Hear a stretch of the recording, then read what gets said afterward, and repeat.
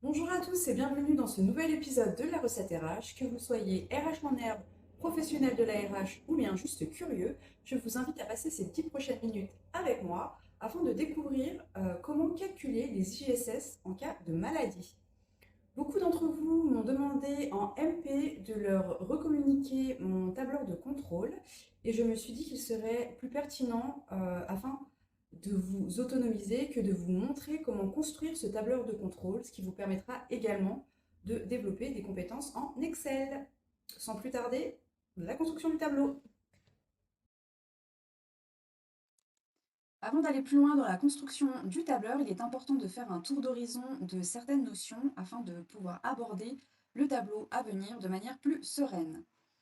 Il est à noter que ce que nous allons voir est valable jusqu'au 31 mai 2024, car à compter du 1er juin, le salaire de référence lorsque les périodes seront incomplètes sera calculé différemment. Il faut commencer par calculer le nombre de jours moyens qu'il y a par mois, et pour ce faire, nous allons diviser par 12 le nombre de jours qu'il y a dans une année, à savoir 365 jours, ce qui va nous donner un arrondi à 30,42 jours par mois en moyenne. Étant donné qu'on est sur le calcul des IJSS, on va raisonner sur une base qui est trimestrielle. Du coup, il va falloir calculer le nombre de jours qu'il y a en moyenne sur un trimestre, donc 3 mois. Soit l'on peut faire 30,42 fois 3, mais si on veut un calcul au plus juste, le mieux c'est de faire 365 jours divisé par 12 mois, que l'on remultiplie par un trimestre, donc 3 mois, et ça nous donne un diviseur à 91,25 jours. Concernant maintenant le calcul de la mensualisation, c'est ce qui va nous permettre en fait de pouvoir avoir le même niveau de rémunération tous les mois, quand bien même chaque mois n'aurait pas le même nombre de jours. Donc on va prendre 52 semaines annuelles divisé par 12 mois, on va remultiplier par les 35 heures légales et ça va nous donner une base à 151 heures et 67 centièmes de travail par mois. Le SMIC horaire en 2024, il est à 11,65, rien de bien étonnant. Concernant maintenant le salaire de référence, donc ça va être les sommes que la personne a perçues les 3 mois avant son arrêt. En revanche, ce n'est pas illimité car ce salaire de référence est plafonné à 1,8 fois le montant du SMIC en vigueur. Donc pour calculer cette limite, il va falloir prendre le montant du SMIC multiplié par la mensualisation, donc 151,67, multiplié par le plafond à 1,8. Et ça va nous donner une limite de plafond à 3180,45. Les droits AIJ sont de l'ordre de 50%, donc vous n'avez pas 100%, mais que la moitié.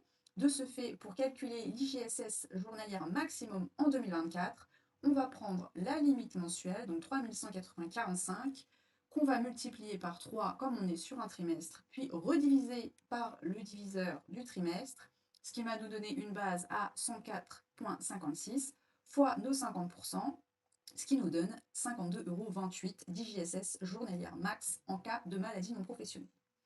Les IJ sont des revenus de remplacement, ils sont donc soumis à CSG et CRDS et rentrent dans la base imposable. Donc pour calculer la base imposable, il va falloir prendre les IJSS bruts auxquels on va pouvoir déduire les 3,80% de CSG déductibles. Il est à noter qu'en cas d'IJ pour affection longue durée, ceux-ci ne seront pas imposables. La CPAM vous versera vos IJ à partir du 4e jour d'arrêt, car vous avez un délai de carence de 3 jours. Elle décompte en calendaire et verse tous les 14 jours. Nous n'allons pas parler du maintien employeur dans le tableur, mais il faut savoir que tout salarié qui a plus d'un an d'ancienneté peut avoir à partir du 8e jour d'arrêt, soit un délai carence de 7 jours, un maintien employeur à 90% pendant les 30 premiers jours.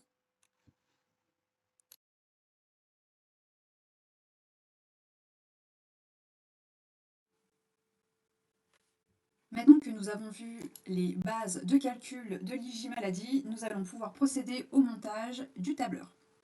Donc le tableur est quand même déjà pas mal prémonté pour ne pas se perdre et pour vous expliquer au mieux. Donc ce tableur, il suffira par la suite de remplir les informations dans les cases vertes et il se calculera tout seul. Donc c'est-à-dire que vous pouvez le réutiliser en 2025, en 2026, en 2027, si tant est que les calculs, enfin les méthodes de calcul ne changent pas. Donc la première chose à faire, ça va être de déterminer le SMIC horaire. Donc à 11,65. Il va falloir également calculer la mensualisation, donc c'est 52 semaines annuelles divisé par 12 mois fois 35 heures. Et on a bien 951,67, vous voyez que tout se recalcule automatiquement. Effectivement, pour reconstituer le SMIC mensuel, on fait le SMIC horaire fois la mensualisation et ça nous donne le mensuel.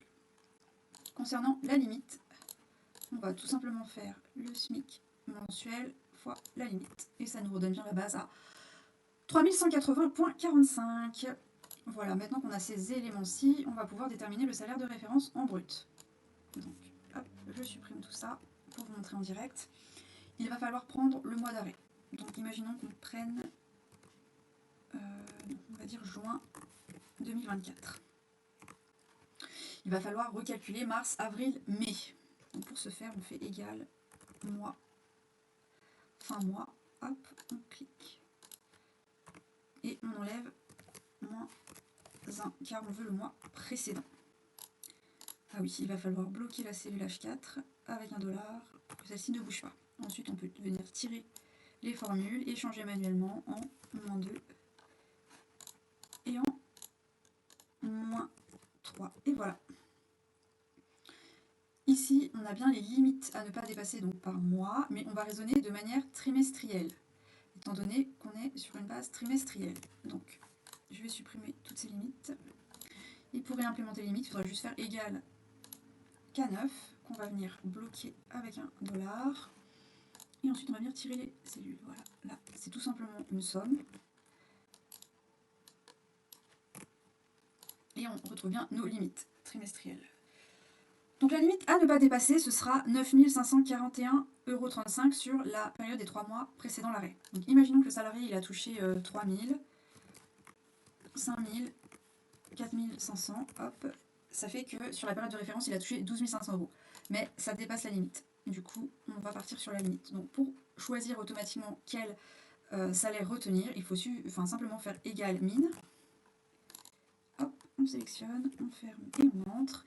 Et automatiquement, le logiciel, le tableur va vous retenir la limite minimum. Si par exemple, au contraire, la personne avait reçu moins, s'il avait eu 2500 x 3, on serait bien parti sur la limite de 7500. Voilà. Mais bon, là on va partir sur des limites plus élevées pour voir le calcul max. Voilà, ça nous reprend bien le minimum. Voilà, c'est pour enlever. Donc, maintenant qu'on a notre base de salaire référence, on va pouvoir déterminer le montant de l'IJ journalière pour une base 100. Donc, tout simplement, on va prendre le salaire de référence qu'on va diviser par 91,25 et ça nous donne la base 100. Ensuite, on a vu que l'IJ c'était que 50% et pas 100%. Donc, tout simplement, on prend la base 100 qu'on multiplie par les 50% et ça nous donne bien une IJ journalière brute à 52,28. On a déterminé le montant de notre IJ journalière brute. Maintenant, il va falloir la convertir en net. Pour ce faire, il faudra enlever la CSG-CRDS comme c'est un revenu de remplacement. Donc, on a 6,70% à enlever, dont 3,80 de CSG non déductible, 2,40 de CSG non déductible et 0,50 de CRDS si jamais déductible. Alors, on peut soit calculer automatiquement le montant enlevé, donc on fait égal 6,70 fois 50, et ça nous donne bien 3,50, donc la totalité du montant on le voit bien là, ou alors on recalcule tout un à un, si on veut le détail. Donc ça fait ça, on voit la base, qu'on bloque bien, et on tire les calculs, voilà, et si on reprend, on retombe bien à 3,50, voilà. Hop, donc ou sinon on peut calculer directement la base brute multipliée par 100% moins 6,70 et ça va nous donner 48,78, mais c'est la même chose que si on fait ça moins ça. Exactement pareil. Il y a plusieurs techniques de calcul. Une fois qu'on a notre IJ net, on va pouvoir déterminer la base imposable en fait, donc rien de plus simple. Ce sera l'IJ net, non pardon, ce sera l'IJ brut auquel on va venir déduire la CSG déductible. Donc ça nous donne bien la base brute moins la CSG déductible. On va recalculer, hop. Ça. Et ça nous donne bien 50,29. Voilà, j'espère que ceci aura été instructif et vous pouvez aisément redupliquer cette méthode et cette logique pour le calcul de tous vos IJ.